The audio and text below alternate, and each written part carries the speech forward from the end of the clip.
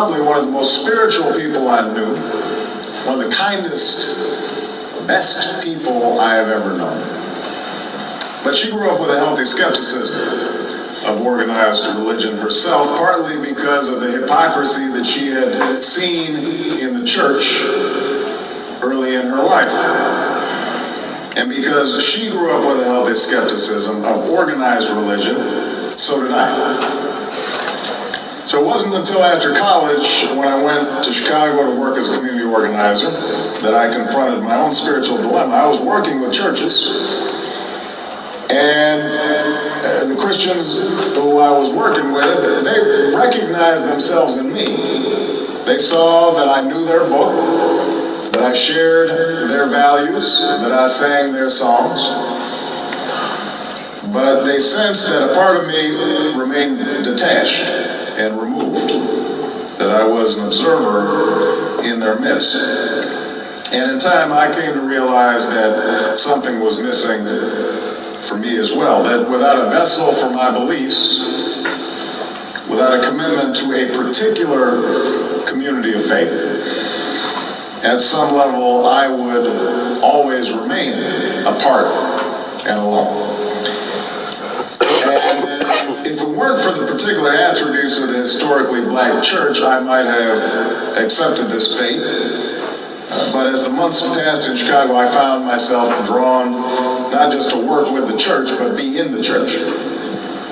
And for one thing, I believed and still believe in the power of the African American religious tradition to spur social change. A power made real by some of the leaders who are here today. Because of its past, the black church understands in an intimate way the biblical call to feed the hungry and to clothe the naked, the challenge powers and principalities. And in its historical struggle for freedom and the rights of man, I was able to see faith as more than just a comfort to the weary or a hedge against death, but rather as an active, palpable agent in the world, as a source of hope. You've made no doubt about your faith in Jesus Christ. What does that mean to you? What does it mean to you to trust in Christ? And what does that mean on a daily basis? I mean, what does that really look like? Well, as a starting point, it means I believe in that Jesus Christ died for my sins and that I'm redeemed through him. That is a source of strength and sustenance on a daily basis. I know that I don't walk alone. And I know that if I can get myself out of the way, that I can maybe carry out in some small way what he intends. And it means that those sins that I have on a fairly regular basis hopefully will be washed away. But what it also means, I think, is a sense of obligation to embrace not just words, but through deeds, the expectations, I think, that God has for us. And that means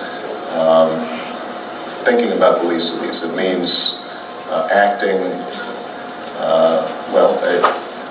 justly and loving mercy and walking humbly with our God.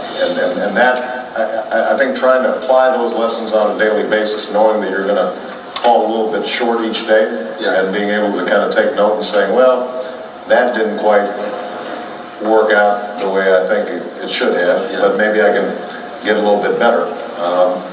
It gives me the confidence to try things, and including things like running for president, where you're going to screw up once in a while. Today we've got two wonderful speakers, well qualified to talk about Barack Obama, both of them